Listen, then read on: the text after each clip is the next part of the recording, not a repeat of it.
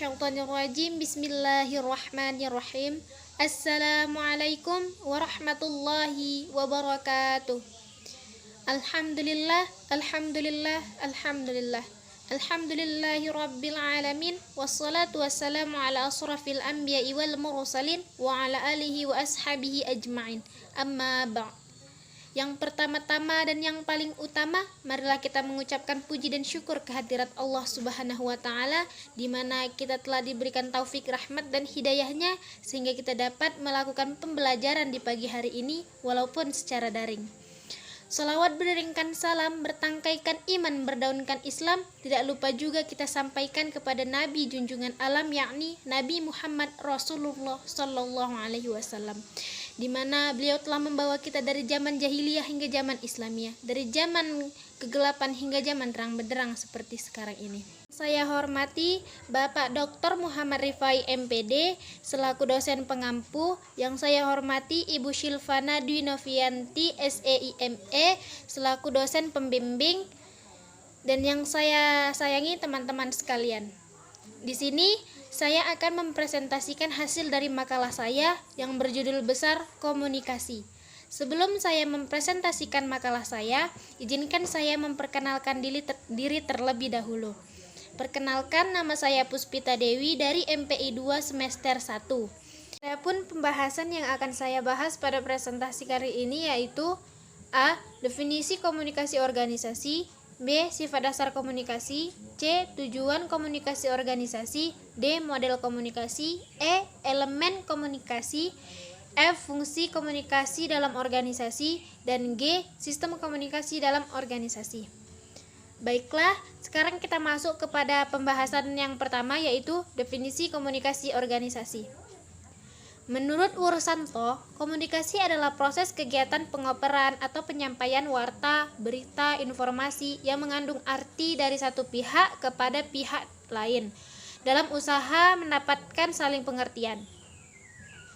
Kamus Besar Bahasa Indonesia menyatakan bahwa komunikasi adalah pengiriman atau penerimaan pesan atau berita antara dua orang atau lebih dengan cara yang tepat sehingga pesan yang dimaksud dapat dipahami. Komunikasi dilihat dari sudut pandang organisasi sesungguhnya merupakan salah satu perilaku organisasi.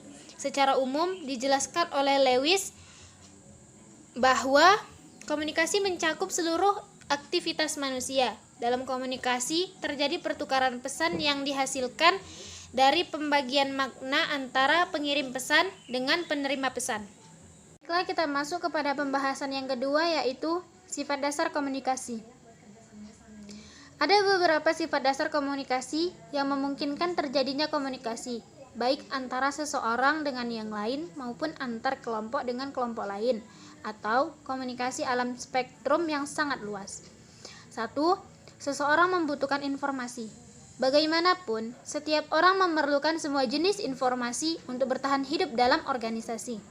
Para anggota organisasi sering merasakan diri mereka dalam konteks saling memerlukan untuk memberi atau menanyakan informasi. Yang kedua, kebutuhan orang terhadap penguatan sosial. Setiap anggota organisasi memiliki kebutuhan sosial dan psikologis sosial yang harus dipenuhi. Hal ini mencakup kebutuhan bagi pengakuan, harga diri, dan pertumbuhan. Orang-orang berkomunikasi untuk memenuhi kebutuhan ini dalam hubungannya dengan orang lain dan berusaha memenuhinya untuk yang lain sebagaimana kebutuhan mereka. Yang ketiga, seseorang mengarahkan yang lain menggunakan komunikasi.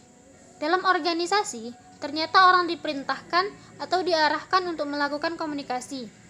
Mereka seringkali berbicara untuk memberikan ceramah, melaksanakan wawancara, atau menulis surat. Orang-orang mungkin juga merasakan diarahkan untuk berkomunikasi dalam situasi tertentu, sebab mereka meyakini bahwa melakukan komunikasi sebagian bagian dari tugas mereka. Yang keempat, manusia berkomunikasi untuk mencapai sesuatu.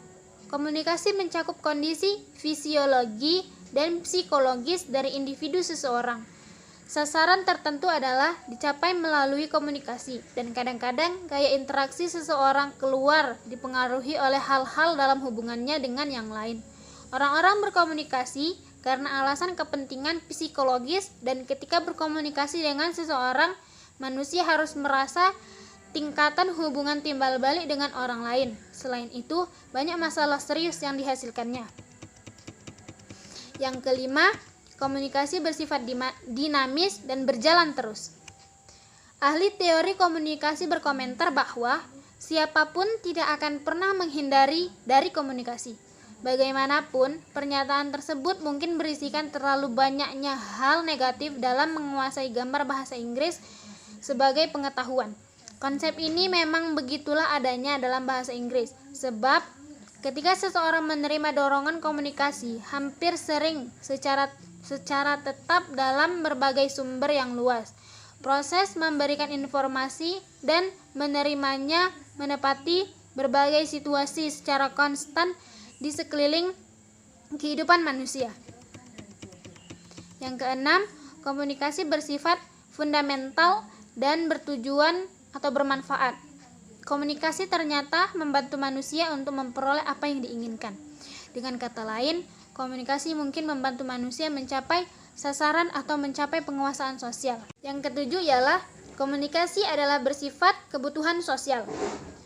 Ketika seseorang mencoba membawa sesuatu yang baru terhadap lingkungannya tertentu, dia mulai untuk mengembangkan keterampilan yang membolehkannya berinteraksi dengan orang lain. Tentu masih populer istilah yang mengatakan bahwa manusia adalah makhluk sosial. Hal ini membicarakan aspek spirit manusia sebagai makhluk hidup. Setiap orang memerlukan orang lain, dan keperluan ini terpuaskan melalui komunikasi. Yang kedelapan, komunikasi adalah bersifat kompleks. Sejatinya dapat dilihat bahwa dasar bagi kebertahanan hidup seperti air, makanan, dan pakaian sebagai keadilan sederhana, tetapi komunikasi adalah juga dasar untuk bertahan hidup. Bagaimanapun, komunikasi tidaklah sederhana, utamanya sebab manusia yang melakukan komunikasi. Orang membuat komunikasi bersifat kompleks sebab manusia bersifat kompleks dan tidak dapat diprediksi. Ketiga adalah tujuan komunikasi organisasi. Komunikasi dalam organisasi memiliki tujuan, yaitu yang pertama, sebagai tindakan koordinasi. Komunikasi dalam organisasi bertujuan untuk mengkoordinasikan sebagian atau sepenuhnya tugas dan fungsi yang telah dibagi-bagi sesuai dengan jobnya masing-masing. Tanpa adanya komunikasi, maka tugas yang sudah dibagikan ke masing-masing divisi tidak akan berjalan dengan baik. Selain itu, tanpa adanya komunikasi, maka organisasi hanya menjadi kumpulan atau kelompok orang yang melakukan pekerjaannya masing-masing tanpa adanya koordinasi dan hubungan antara satu dengan yang lainnya. Yang kedua, membagi informasi atau information sharing. Salah satu tujuan komunikasi merupakan saling bertukar informasi antara yang satu dengan yang lainnya. Hal ini akan memperbanyak informasi sehingga organisasi tidak ketinggalan informasi. Tetapi perlu digarisbawahi bahwa komunikasi yang ditukar harus sesuai dengan tujuan organisasi. Yang ketiga, komunikasi bertujuan untuk menampilkan perasaan dan emosi. Perlu diingat bahwa di dalam organisasi ada sekumpulan manusia yang bekerja sendiri maupun bekerja sama dengan orang lain. Mereka memiliki perasaan dan emosi yang perlu diluapkan kepada sesama rekan kerjanya. Mereka dapat menggunakan rasa marah, sedih, senang, dan sebagainya, karena ungkapan itu merupakan komunikasi yang juga harus dipahami. Yang keempat yaitu model komunikasi. Model adalah suatu referensi yang bersifat sistematif dari suatu objek atau peristiwa. Dalam biologi misalnya, dikenal model fungsi dari paru-paru, model fungsi dari ginjal. Dalam bidang komunikasi, oleh karena komunikasi adalah suatu proses, maka yang dimodelkan adalah suatu peristiwa. Ada dua hal yang perlu diingat dalam suatu model. Pertama, mengenai kriteria. Kriteria dari model adalah akurasi, yaitu seberapa jauh model bersifat representatif dari proses yang sesungguhnya, dan manfaat seberapa jauh model itu berguna dan praktis. Kedua, manfaat dari model adalah membantu menjelaskan struktur dari peristiwa-peristiwa yang bersifat kompleks, memberikan rangka bagi studi yang bersifat ilmiah, dan merupakan stimulasi heuristik. Yang kelima, elemen komunikasi. Dari proses komunikasi yang dijelaskan sebelumnya tadi, terdapat 7 elemen penting dalam suatu proses komunikasi, yaitu pengiriman informasi, simbol atau isyarat, saluran, mengartikan simbol dan isyarat, penerimaan, umpan balik, dan pesan itu sendiri. Dalam pembahasan yang keenam yaitu fungsi komunikasi dalam organisasi. Proses komunikasi merupakan bagian integral dari perilaku organisasi untuk menjalankan tugas-tugas yang menjadi tanggung jawab pimpinan dengan para bawahan. Dalam kaitan ini, Kuller mengemukakan 4 fungsi komunikasi organisasi sebagai berikut. A. Fungsi informatif. Para bawahan dalam organisasi memerlukan sejumlah besar informasi untuk bekerja secara efisien dan efektif. Para manajer memerlukan informasi yang benar, tepat waktu, dan diorganisir secara lebih untuk mencapai keputusan dan mengatasi konflik. Yang B.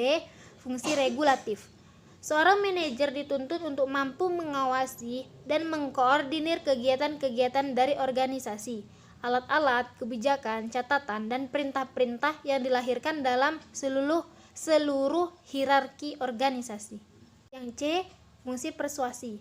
Dalam organisasi formal, manajer secara langsung menghadapi bahwa kekuasaan dan wewenang yang dimiliki tidak selamanya menghasilkan pengawasan yang diinginkan. Manajer harus selalu mengatur dengan cara persuasi yang kadang harus digunakan pada semua level organisasi. Kadang-kadang untuk bidang tertentu lebih baik diberikan melalui bujukan daripada melalui perintah, sebab dengan bujukan seseorang pegawai lebih dapat menerima perintah dan melaksanakannya dengan sukarela.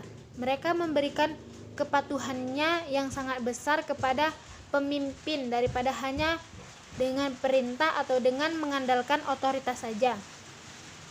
Yang D. Fungsi integratif.